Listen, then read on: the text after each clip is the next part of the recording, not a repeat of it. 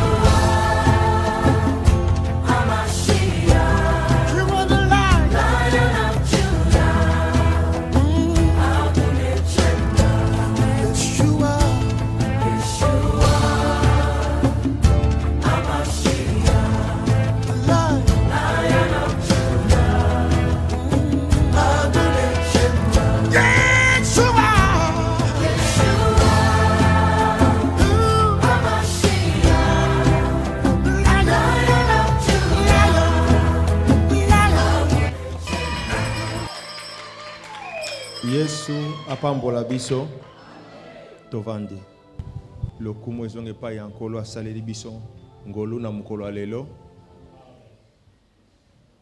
a permettre que tozala na bomoi pe tokutana na présence na ye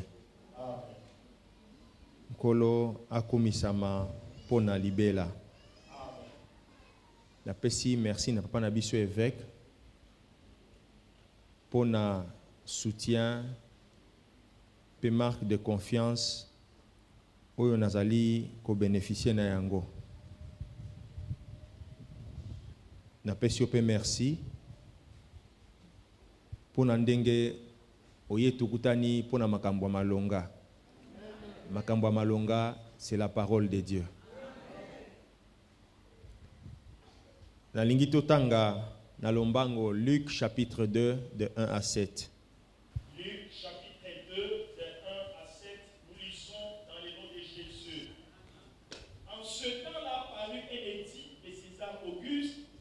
Ordonnant un recensement de toute la terre. Ce premier recensement eut lieu pendant que Quirinius était gouverneur de Syrie. Tous allaient se faire inscrire, chacun dans sa ville. Joseph aussi monta de la Galilée, de la ville de Nazareth, pour se rendre en Judée, dans la ville de David, appelée Bethléem, parce qu'il était de la maison de la famille de David, afin de se faire inscrire avec Marie, sa fiancée qui était enceinte. Pendant qu'ils étaient là, le temps où Marie devait accoucher arriva, et elle enfanta son premier-né. Elle la mélota et le coucha dans une crèche, parce qu'il n'y avait pas de place pour eux dans l'hôtellerie. Point de verset. Alléluia. Amen. Que Jésus-Christ nous bénisse tous. Je souhaite à chacun bon appétit. Luc chapitre 2 nous montre qu'il est arrivé un temps dans l'histoire où le roi César Auguste avait pris une décision. Une décision, c'était la première, celle d'un recensement. Et il fallait que la famille de Joseph, c'est-à-dire Joseph et Marie, et beaucoup d'autres personnes se rendent à Bethléem.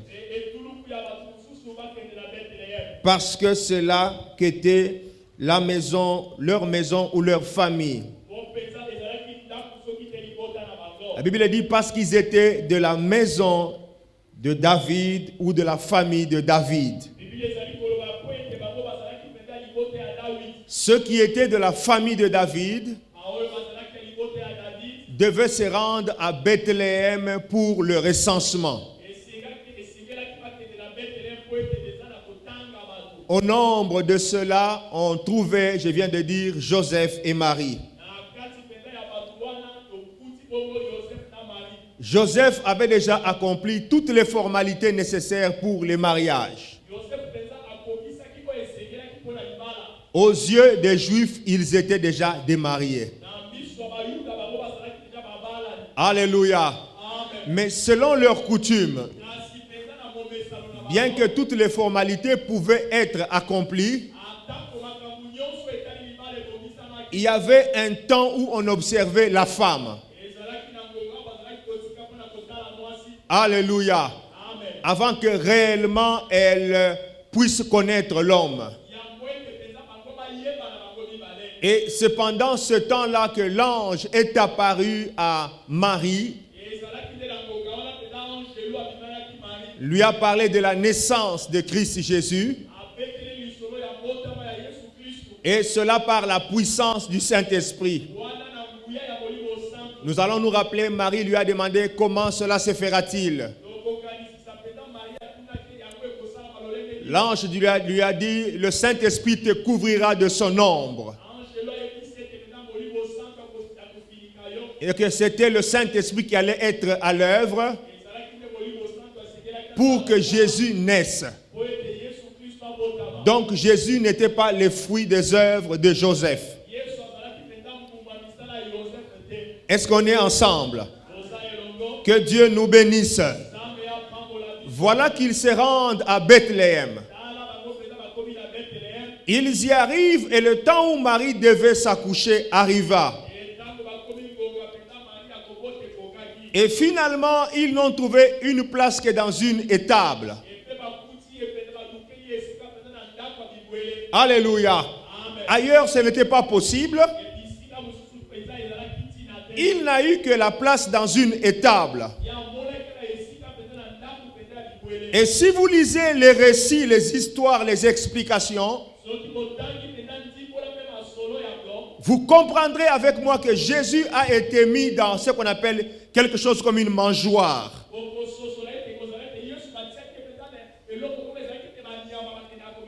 Là où on pouvait mettre la nourriture, quelque chose pour que les animaux s'approchent et qu'ils puissent soit s'abreuver, soit manger quelque chose ou brouter quelque chose.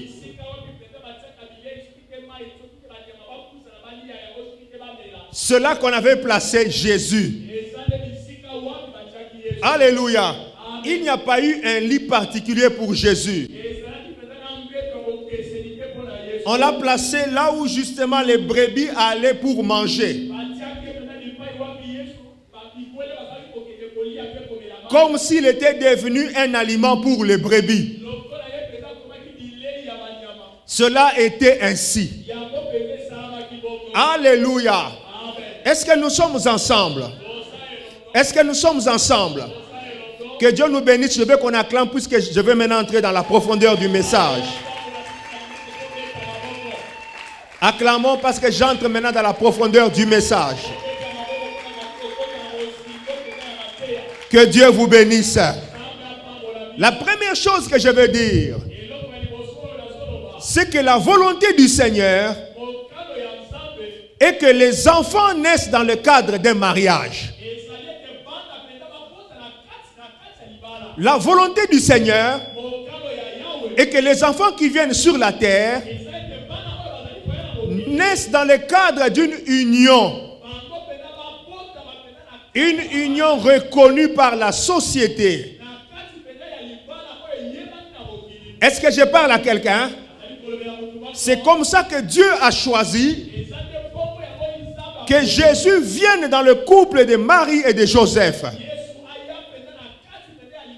Ce n'est pas que Dieu était incapable de trouver un autre moyen pour que Jésus vienne au monde. Mais le chemin qui a été suivi était le chemin d'un couple. Je suis en train d'abord de dire à quelqu'un, si tu pensais mettre au monde en dehors de ton mariage, arrête parce que ce n'est pas la pensée de Dieu. Je pensais qu'on allait dire un amen. Ce n'est pas la pensée de Dieu.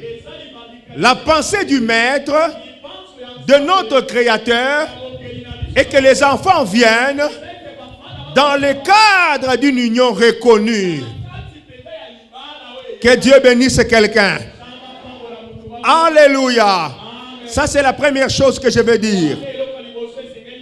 La deuxième que je dis est celle-ci. Plutôt Marie et Joseph descendent à Bethléem. La Bible dit parce qu'ils étaient de la maison et de la famille de David. Ils étaient dans une lignée. La lignée de la maison de David. Je veux dire à quelqu'un, dans la Bible, lorsqu'on parle d'une maison, on voit aussi l'aspect d'une alliance. Alléluia. Lorsqu'on parle d'une maison, il y a aussi l'aspect d'une alliance. Est-ce qu'on se comprend très bien? J'ajoute pour dire qu'une maison est une ombre, ou une alliance est une ombre pour la famille. Est-ce qu'on se comprend? J'essaie de changer. J'ai dit ceci. Une maison, père et mère, quand vous la fondez, ça devient une ombre pour tous les enfants qui naissent. Lorsqu'on parle d'une ombre, on voit l'aspect d'une sécurité. Est-ce qu'on est ensemble? Lorsqu'on parle d'une ombre, on voit l'aspect d'une protection. Papa et maman, vous êtes la sécurité des enfants. Papa et maman, vous êtes la protection des enfants. C'est vous que Dieu a établi pour que les enfants grandissent sous votre ombre. Dieu ne permet pas que les choses, les batailles, les choses qui peuvent détruire atteignent les enfants. Alors Dieu vous a placé pour jouer le rôle de bouclier pour les enfants, le rôle de l'ombre pour les enfants, le rôle de la sécurité pour les enfants. Laisse-moi dire à quelqu'un ce matin, toi qui es parent, que la grâce de Dieu soit manifestée dans ta vie. Que la grâce de Dieu soit manifestée dans ta vie. À cause de la grâce de Dieu, reçois la capacité nécessaire. Reçois la capacité nécessaire en vue de gérer tes enfants. Reçois la capacité nécessaire en vue de combattre pour tes enfants. Dieu était Dieu. Il n'a pas envoyé un ange prendre Jésus. Il n'a pas envoyé un ange. Il a parlé aux parents pour que les parents jouent leur rôle. Alléluia. C'est pourquoi ce matin, si nous parlons de l'enfant, nous parlons aussi des parents. Que chaque parent qui est en ces lieux reçoive de la grâce de Dieu pour être capable d'assumer toutes ces tâches. Au nom de Jésus, ne sois pas parmi les parents incapables. Reçois la capacité divine. Reçois la capacité divine parce que Dieu t'a établi. J'ai dit Dieu t'a établi. C'est pour un rôle. Tu es un bouclier pour tes enfants. Est-ce que je peux parler à quelqu'un? C'est pourquoi j'ai dit, à cause de toi, les enfants ne mourront pas. À cause de toi, les enfants verront clair. À cause de toi, les enfants vont sourire. À cause de toi, la sorcellerie ne touchera pas leur destinée. Oh, est-ce que tu comprends? À cause de toi, la sorcellerie ne touchera pas à la destinée de tes enfants. Même s'il y a des batailles, quel que soit l'auteur de ces batailles, même si c'est le roi qui se lève, un roi qui décide, j'aimerais te dire, dans ta maison, la parole des rois n'est pas plus forte que la tienne. Oh, tu n'entends pas ces choses. Dans ta maison, la parole d'un roi ne produit pas des effets dans ta maison. Le roi César avait décidé. Sur son trône, il a pris une décision. Il pensait qu'elle va s'appliquer. Oui, elle s'applique. Elle s'applique dans son pays. Après lui, il y a eu une décision que les enfants meurent. Comme les parents étaient là, la décision du roi n'a pas eu des effets sur la vie de Jésus. À cause de ses parents, je voudrais t'annoncer, dans le plan de Dieu, aucune sorcellerie ne peut être au-dessus de toi. Dans ta maison, je t'annonce au nom de Jésus, dans ta maison, rien de négatif ne peut entrer. Si tu dis non,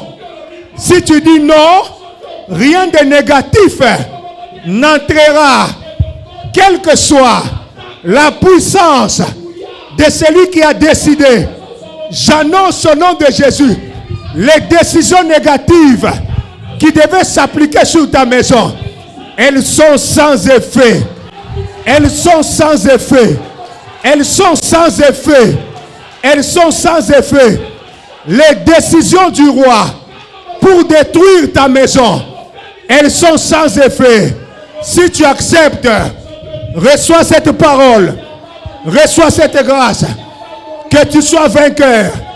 Je me souviens encore d'un couple, les parents étaient esclaves, ils croupissaient dans l'esclavage, les parents pleuraient, mais les parents décidaient de protéger leur maison. Ils étaient esclaves, ils étaient en Égypte, en train de pleurer sous l'oppression des pharaons. Mais ils ont dit non à une chose. Ils ont dit qu'il y a des choses qui n'entreront pas dans leur maison. Le roi a décidé, si un garçon vient au monde, qu'on le jette dans le fleuve ou qu'on le tue. Le roi a décidé. Alléluia. Vous savez, lorsqu'une guerre devient populaire, lorsque ce n'est plus l'affaire de l'armée seulement, ça devient dangereux. Le roi a engagé, je veux dire, il a mis en contribution tout le monde. Ce n'était plus les sages-femmes pour tuer les enfants. Le roi a donné l'autorisation. Tout le monde peut tuer. Donc si un voisin voit que dans ta maison, il y a un garçon qui est né, le voisin entre, le voisin tue. Ou le voisin prend, il jette dans l'eau. Parce que le roi a parlé. Imaginez-vous quelle sauvagerie. Où est-ce que vous allez vous réfugier? Mais pendant ce temps-là, naquit un jeune homme. Il s'appelle Moïse. Sa mère l'a regardé. La Bible dit, la maman l'a regardé. Elle vit que l'enfant était beau. La mère a dit, si les autres meurent ailleurs, mon enfant ne mourra pas. Le roi existe, mais mon enfant dans ma maison, mon enfant ne mourra pas. La mère a pris l'enfant, l'a caché. Premièrement, dans sa maison, l'enfant a grandi. 3 mois, l'enfant n'était pas mort. J'annonce à quelqu'un, au nom de Jésus, tu es puissant, tu es établi sur ta maison. J'ai dit à un parent, Dieu t'a établi sur ta maison. Dieu t'a établi. Tu as une parole sur tes enfants. Tu as une parole sur l'avenir de tes enfants. Tu es capable de changer les situations. Est-ce que je parle à un parent? Les maladies qui viennent, tu n'en comprends pas l'origine. Tu as l'impression que quelqu'un va mourir. J'annonce au nom de Jésus. Si tu décides, personne ne mourra. Si tu te lèves, personne ne mourra. Si tu te lèves, personne ne mourra. Avec toi, les enfants grandiront. Avec toi, les enfants grandiront. Ils iront plus loin que toi. La mère a protégé. Le père a protégé. Moïse, quand Moïse a grandi, il est devenu plus grand que eux. C'était pour dire qu'il bénissait tes entrailles. Au nom de Jésus, que cette parole produise des effets. Qu'elle produise des effets. Qu'elle produise des effets. Au nom de Jésus. Et contre les gré des hommes, que tu aies des enfants bien. Alléluia. Je vais encore rentrer et parler de Jésus avant de clôturer, parce que mes minutes sont presque consommées. Bien-aimés, voilà un grand homme, le sauveur de l'humanité. Il naît dans une crèche. On l'a placé dans une mangeoire,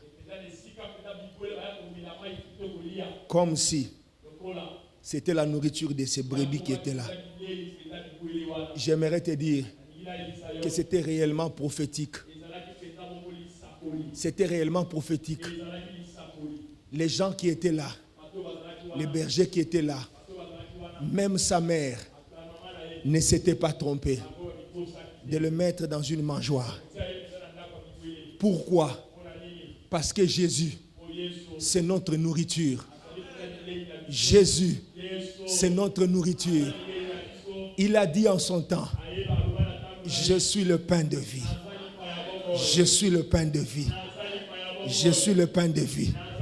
Celui qui mange de Jésus n'aura plus faim. Je suis en train de t'annoncer, notre nourriture, c'est Christ. Ta nourriture, c'est la parole de Christ. C'est la parole de Christ qui va te faire maintenir. Tu vaincras, tu commences à vaincre et tu vaincras encore à cause de la parole de Christ. Nous mangeons la parole de Christ, pas la parole des ancêtres, pas la parole de Baïndo. Nous mangeons la parole de Christ. La parole de Christ, c'est elle qui fait que nous tenions et nous allons tenir. J'ai dit que tu tiendras. Que le temps vienne, le temps dur vienne. Ta maison tiendra. Toi-même tu tiendras. Toi-même tu sortiras. Toi-même tu sortiras. Les hommes et les femmes des valeurs dans ta maison. Fini l'étape. Fini l'époque où les Koulouna sortent de famille. Fini l'époque où les ratés sortent de famille. Fini l'époque où les familles engendrent les sorciers. Au nom de Jésus, que ta maison soit consacrée à Dieu. Qu'elle soit consacrée à Dieu. Qu'elle soit consacrée à Dieu. Que Dieu vous bénisse, j'ai fini.